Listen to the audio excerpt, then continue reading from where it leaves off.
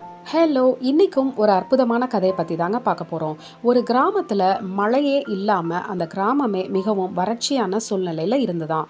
அந்த கிராம மக்கள் இதனால ரொம்பவும் மன வருத்தத்துல இருந்தாங்களாம். சரி, இத என்ன பண்ணலாம் அப்படின்னு யோசிச்ச அவங்க, அந்த கிராம தலைவர்கிட்ட போய் இந்த விஷயங்களை எல்லாம் சொன்னாங்களாம். அப்போ அந்த கிராம தலைவர் சொன்னாராம், "நம்மளால ஆன எல்லா முயற்சியுமே நம்ம பண்ணி பார்த்துட்டோம். இனிமே ஒரே வழி நமக்கு கடவுள் தான். அதனால இந்த பொது மண்டபத்துக்கு எல்லாருமே வந்துருங்க.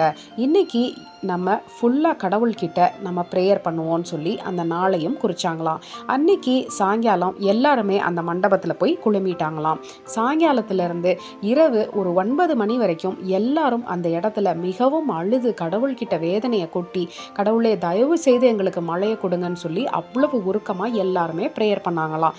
ப்ரேயர் பண்ணி முடிச்சுட்டு எல்லாரும் வெளியில் நடக்க ஆரம்பிச்சாங்களாம்.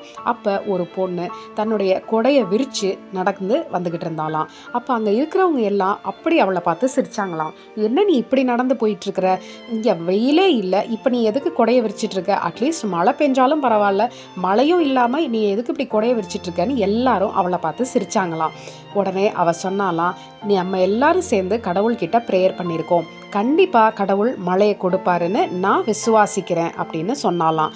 அவ சொன்ன தருணத்தில் உடனே மழை பெய்ய ஆரம்பிச்சிச்சாம். அப்போ அவங்க இருந்த எல்லாரும் நனைஞ்சிக்கிட்டே போனாங்களாம். இந்த பொண்ணு மட்டும் அவங்கள திரும்பி பார்த்து சிரிச்சிட்டு, "கடவுள் மீது விசுவாசம் வைங்க, கண்டிப்பாக கடவுள் நம்மளுடைய ஜெபத்தை கேட்பார்" அப்படின்னு சொல்லிட்டு சந்தோஷமாக துள்ளி குதிச்சுட்டு தன்னுடைய குடையோட தன்னுடைய வீட்டுக்கு போனாலாம். ஆமாங்க, இந்த கதையிலேருந்து நமக்கு தெரிகிற ஒரு விஷயம் என்ன தெரியுமா? நம்ம ஜெபம் பண்ணால் மட்டும் போதாதுங்க, கடவுள் மேலே முழு நம்பிக்கையும் விசுவாசமும் நம்ம வைக்கணும். நம்ம ஜெபம் பண்ணிட்டு மறுபடியும் நம்ம அந்த பிரச்சனையை பற்றி யோசிச்சுக்கிட்டே இருக்கக்கூடாது.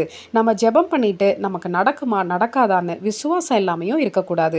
கடவுள்கிட்ட அந்த பிரச்சனையை வச்சுட்டோம் அப்படின்னா கண்டிப்பாக இனிமே அதை பற்றி நம்ம கவலையே படக்கூடாது. கடவுள் பார்த்துக்குவார், அவர் என் கூட இருக்கார், என் தகப்பனார் எனக்காக அதை செய்து முடிப்பார்னு ஒரு விசுவாசத்தோடையும் நம்பிக்கையோடையும் நம்ம ஜெபம் பண்ணும் பொழுது நம்ம ஜெபத்துக்கான வேல்யூ இன்னும் சீக்கிரமாக கேட்கப்படும். அதே போல் அந்த ஜெபத்துக்கான ஒரு ரிசல்ட்டையும் நம்ம கண்கூடாக பார்ப்போம். இன்னும் கடவுள்கிட்ட நம்ம சீக்கிரமாக நெருங்கிறதுக்கான ஒரு வாய்ப்பாகவும் இந்த விசுவாசமும் நம்பிக்கையும் நமக்கு ஒரு படிக்கல்லாக இருக்கும்.